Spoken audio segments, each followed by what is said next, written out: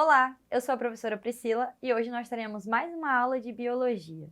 O nosso tema de hoje será o sistema genital humano.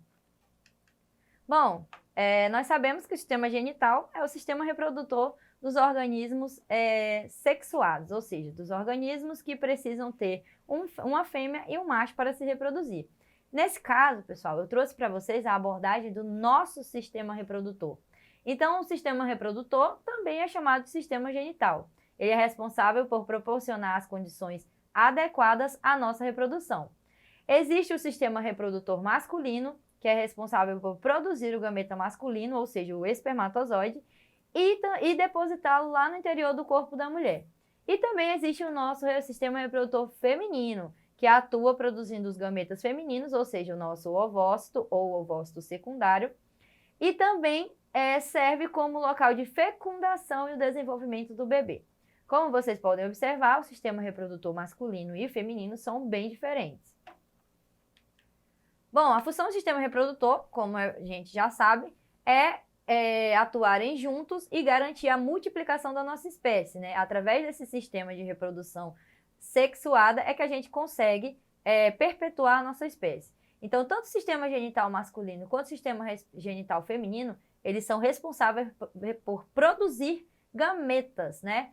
Ou seja, os gametas, eles são células que carregam o material genético e quando unidas, né, ou no processo de fecundação, eles darão origem ao zigoto e assim ocorrerá um processo de divisão celular e formará um novo bebê, ou seja, um novo ser. Os gametas, eles são produzidos através do que nós chamamos de gônadas, que nos homens são os testículos e nas mulheres são os nossos ovários. Os testículos, eles são responsáveis por produzir os espermatozoides, né, que são as nossas células especiais masculinas, e as gônadas femininas são os nossos ovários, que são responsáveis por produzir os nossos óvulos ou os nossos oócitos, né, que também popularmente são chamados de óvulos. O espermatozoide, então, depois de produzido, né, no processo de reprodução, após os seres, depois da relação, durante a relação sexual, o espermatozoide ele é depositado dentro do corpo da fêmea no momento do ato sexual e a fecundação ocorre no interior do sistema reprodutivo, tá? Basicamente, a reprodução ocorre lá na nossa tuba uterina, que a gente vai ver o que é já já.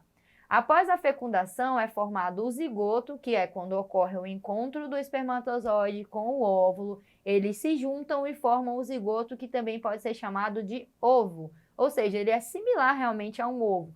Porém, ele é apenas a formação, o princípio da formação de um novo ser. É quando ocorre a primeira divisão celular após o encontro desse espermatozoide com esse óvulo. Em seguida, depois da formação desse zigoto, ocorre um processo de divisão celular, né? Na verdade, ocorrem vários processos de divisão celular, enquanto essa célula, esse zigoto, ele é levado da tuba uterina até o útero, né? O útero, ele tem lá várias camadas de tecido que estão propícias a aceitar esse zigoto.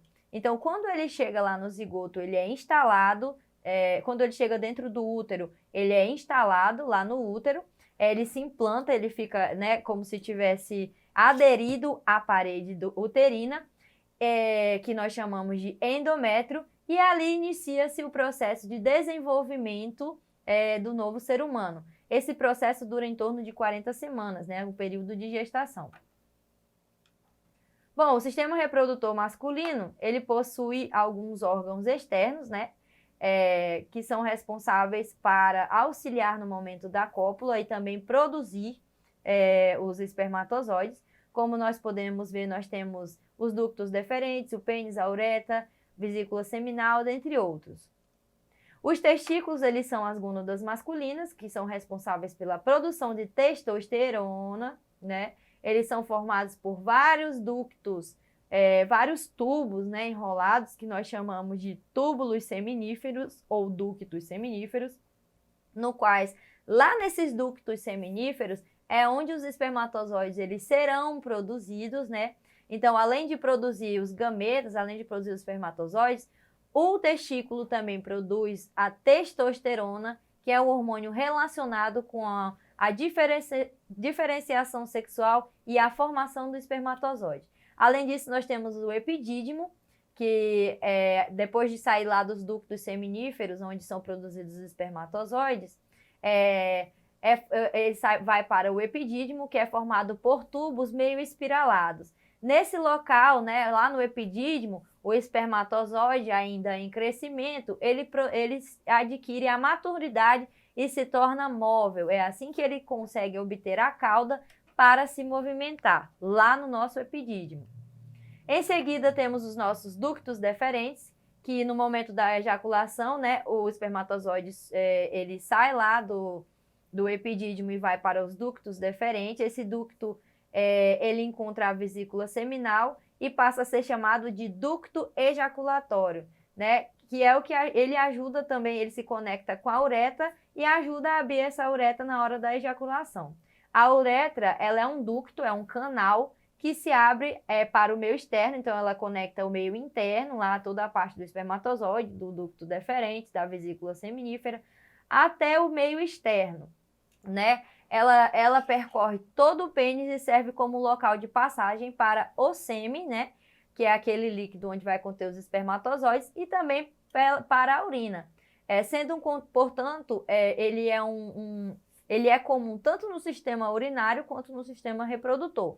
As vesículas seminais, elas são duas, né? Elas são duas vesículas, na quais elas são responsáveis por produzir secreções, né, que são excretadas um pouco antes, né, quando começa antes de ocorrer a relação sexual. Elas servem para lubrificar a uretra, né, e também impedir que esse espermatozoide, impedir que o sêmen saia, que a urina saia durante o ato sexual, ok? Nós temos também a próstata, que secreta um fluido que compõe o sêmen. Essa secreção, né, que a próstata produz, ela tem umas enzimas anticoaguladoras e nutrientes para que o espermatozoide se alimente. E também nós temos as nossas glândulas bulbouretrais, que são responsáveis por secretar o muco, que também ajuda a neutralizar a uretra e retira os resíduos tóxicos, né? Ela retira os resíduos de urina, retira os resíduos de toxicidade ou de alguma bactéria ou algo que esteja por ali, tá? Que esteja presente na uretra. Bom, e temos o pênis, que é o principal órgão sexual, né? Depois do nosso testículo. O pênis, ele é responsável pela cópula. Ele é formado por um tecido, que é um tecido esponjoso, que durante o processo de cópula, esse tecido esponjoso, ele absorve muito sangue e faz com que o pênis ele se torne erétil, né? E ajude nesse processo de fecundação, no processo de cópula. É no pênis que está contido a uretra, que faz parte do processo de ejaculação. Já o feminino, nós temos órgãos internos também e órgãos externos, né? Esses órgãos internos e os órgãos externos, eles são locais propícios à fecundação e ao desenvolvimento do bebê, além de serem responsáveis também pela produção dos gametas femininos, né, popularmente chamado de óvulos, e cientificamente chamados de oócitos secundários, e também por hormônios que são capazes de fazer a diferenciação sexual. O sistema reprodutor feminino, ele apresenta órgãos específicos, tanto internos quanto externos, como, por exemplo, as tubas uterinas, o útero e a vagina.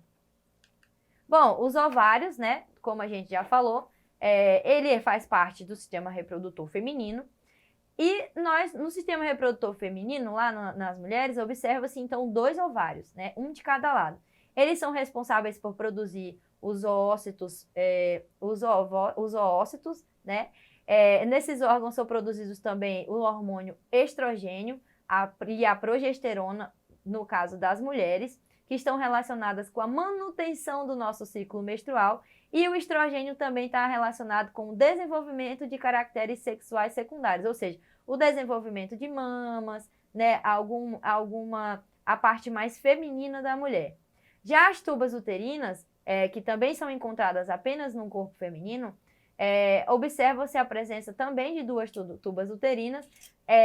Nas tubas uterinas observam também as fímbrias, que são esses prolongamentos que parecem um monte de mãozinha e um monte de dedinho, que seguram os ovários, né?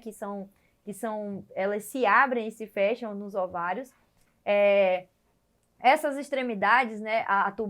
No caso a tuba uterina, ela atravessa a parede do útero e também ela se aproxima do ovário através dessas fímbrias. A fecundação ocorre geralmente na região da tuba uterina, ou seja, lá dentro da tuba uterina é que ocorre o processo de fecundação. E só depois daí é que é transportado para o útero. O útero, ele é um órgão muscular, né? Então, ele é um órgão que ele pode se expandir, se contrair. Ele tem o formato basicamente de uma pera e é lá que vai se desenvolver o bebê durante a gravidez, né? A parede desse útero, ela é um pouco espessa e possui 3 camadas. A camada mais espessa é chamada de miométrio e é formada por grande quantidade de fibras musculares lisas, então ela é mais lisa. A camada mais interna é chamada de endométrio e ela é perdida. O endométrio ele é descamado e é expelido durante o nosso processo de menstruação. Além disso, nós temos o colo do útero, que também é chamado de cérvice, e ele se abre em determinados períodos, né, e fecha-se também através lá da nossa vagina. A vagina ela é um canal elástico, né, que também pode ser mais alargado e mais contraído, ele pode se abrir e se contrair, no qual o pênis é inserido durante a relação sexual e o espermatozoide é depositado. Esse canal é por onde o bebê também ele sai durante o parto, tá? Durante o parto normal. Além disso, nós temos a vulva, que envolve todas as genitálias, né, externas femininas, então a vagina, os lábios, os grandes lábios, os pequenos lábios, toda a parte exterior do sistema reprodutor feminino é chamado de vulva. Bom, no nosso exercitando, nós temos uma questão bem legal, bem interessante. As glândulas seminais, elas estão localizadas em uma região atrás da bexiga urinária do homem e são responsáveis pela produção de secreção que constitui grande parte do que nós chamamos de sêmen, que é aquela secreção onde estão inseridos os espermatozoides. Além das glândulas seminais, que outras glândulas são consideradas anexas ao sistema genital masculino? Vamos lá, gente? A resposta correta é glândulas bulbouretrais e a próstata. A próstata ela é uma glândula localizada abaixo da bexiga e produz uma secreção que constitui um pouco, em torno de 15% do volume total do esperma, né, do sêmen. Já as glândulas bulbouretrais liberam uma secreção que está relacionada com a limpeza do canal da uretra. Bom, agora que vocês já sabem sobre o tema, treinem em sua casa, procure realizar as atividades que serão propostas pelo seu professor e acesse a nossa plataforma Eduque. Obrigada!